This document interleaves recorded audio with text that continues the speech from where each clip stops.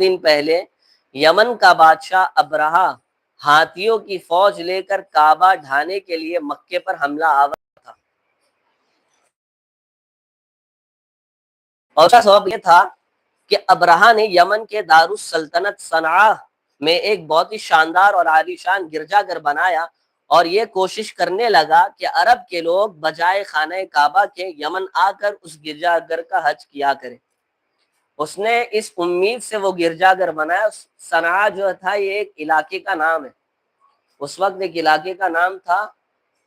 اس نے اس نیت سے گرجا گھر بنایا کہ لوگ مقدس کعبہ شریف کو چھوڑ کر کے وہ گرجا گھر کی جو ہے عبادت، گرجا گھر کا طواف کرے۔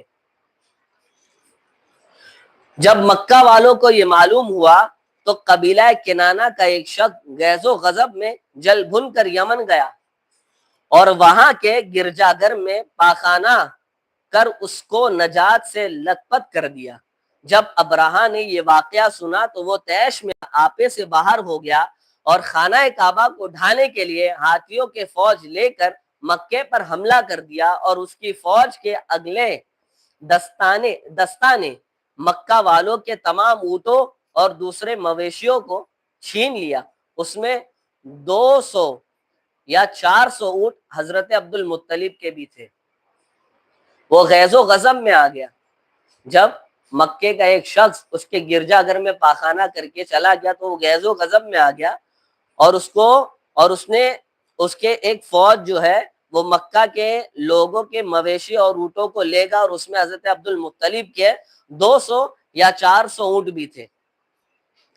حضرت عبد المطلب کو اس واقعے سے بڑا رنج پہنچا، چنانچہ آپ اس معاملے میں گفتگو کرنے کے لیے اس کے لشکر میں تشریف لے گئے۔ جب ابرہہ کو معلوم ہوا کہ قریش کا سردار اس سے ملاقات کرنے کے لیے آیا ہے تو اس نے آپ کو اپنے خیمے میں بلایا، اور جب عبد المطلب کو دیکھا کہ آپ بلند قامت، رعب دار اور نہایت ہی حسین و جمیل آدمی ہیں، جن کے پیشانی میں مہر نبوت کا جاہ و جلال چمک رہا ہے۔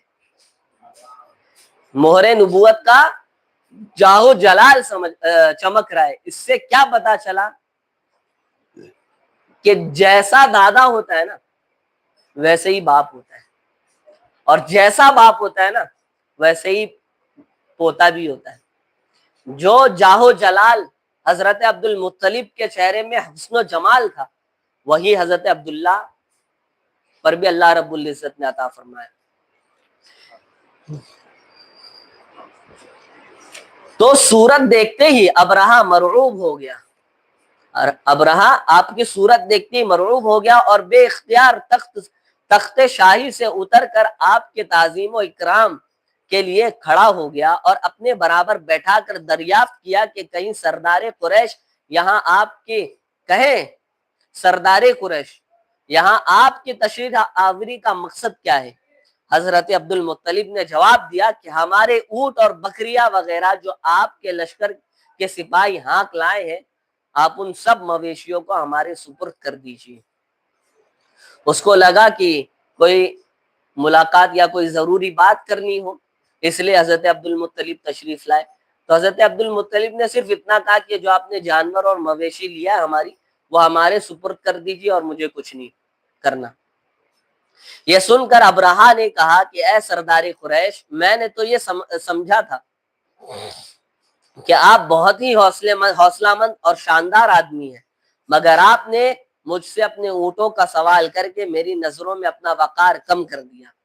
اونٹ اور بکری کی حقیقت ہی کیا ہے؟ میں تو آپ کے کعبہ کو توڑ پھوڑ کر برباد کرنے کے لیے آیا ہوں، آپ نے اس کے بارے میں گفتگو نہیں کی۔ عبد المطلب نے کہا مجھے تو اپنے اونٹ سے مطلب ہے، اور بہت تاریخی جواب آپ نے عطا فرمایا، مجھے صرف اپنے اونٹ اور مویشی سے مطلب ہے، تیرا کیا مقصد ہے وہ تو جانے اور اللہ جانے۔